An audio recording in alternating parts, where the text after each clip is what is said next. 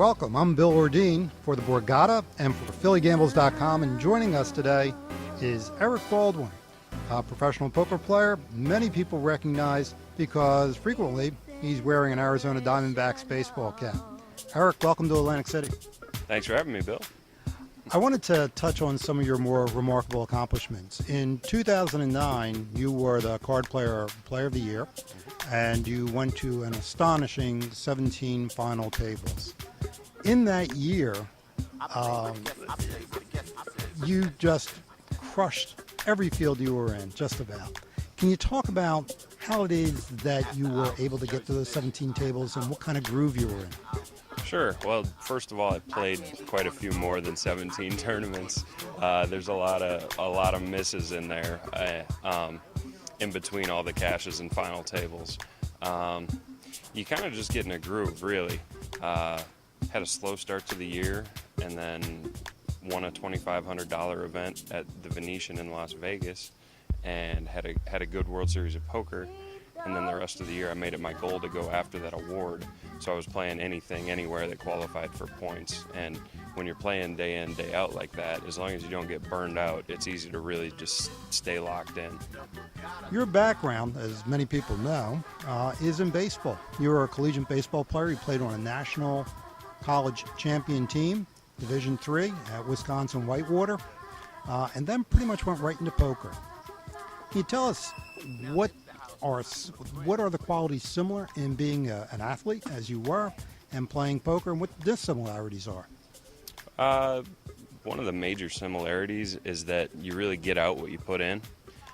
Poker is a skill game, and there's a lot of skill involved, and you can't just show up. Sure, you can just show up and maybe run hot and win one tournament, but you're not going to be a long-term winning player. And the game's constantly evolving, so it's putting in all the work behind the scenes and really improving yourself, and that's necessary to be a winning player.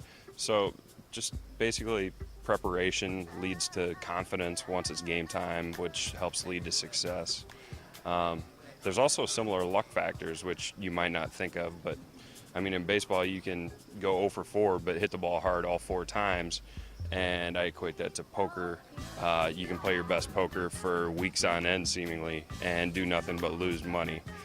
So there's that. As far as differences, the biggest one, obviously, is that it's not a team game. There's no friends at the poker table, and you're trying to take everyone else's chips because you have to get every single chip to win the tournament. And that presents its own set of challenges. It's tougher doing it all on your own. You know, you might not have a teammate there to pick you up. Instead, when you're down, somebody might try and keep you down or put you further down. So it's really important to have a core group of friends outside the tables, kind of as a support system. Now, your biggest year was, of course, 2009 in terms of winning the Player of the Year, plus you won a WSOP bracelet that year. But it was actually the next year, in 2010, when you had your biggest cash for over $1 million when you finished second at the Bellagio. It was a $25,000 buy-in. But that final table was fairly remarkable. Please tell us about that one.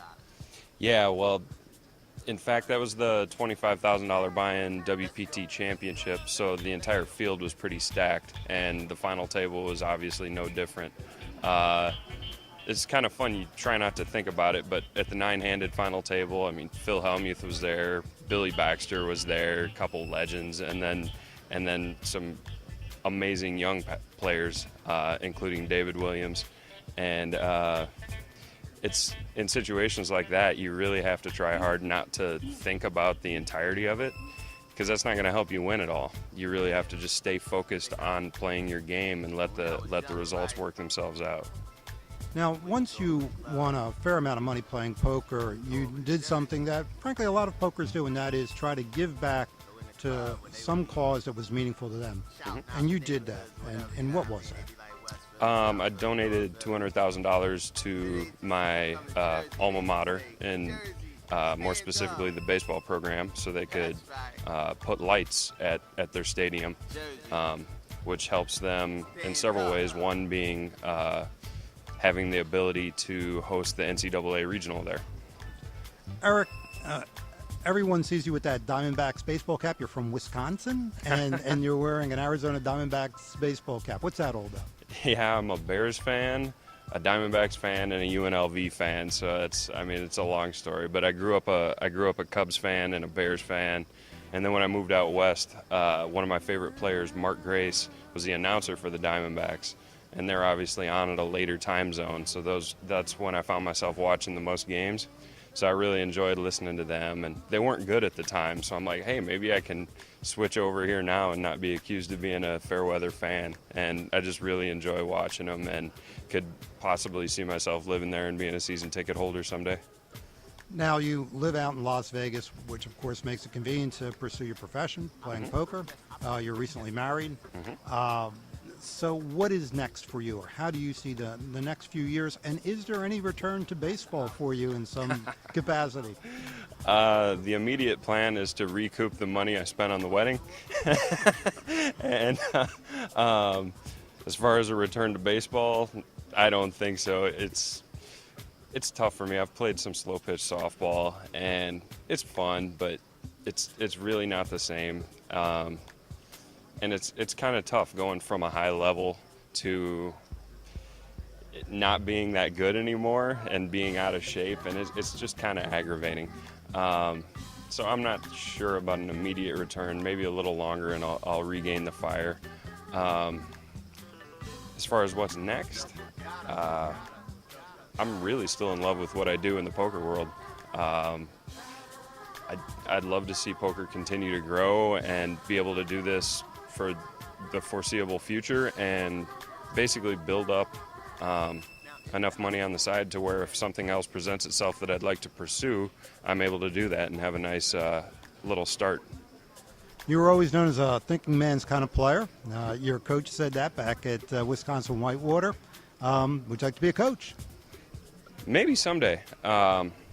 It's tough right now because the poker schedule is typically the opposite of the standard working man's schedule. So it really makes it tough to commit to too many things, but I could definitely see that down the road. It'd be pretty fun being able to see the kids experience the joy of playing the game and learn the lessons of playing the game that I did. Eric, thanks very much for taking the time. Good luck here at the Borgata. Good luck in the years ahead. And thank you for joining us.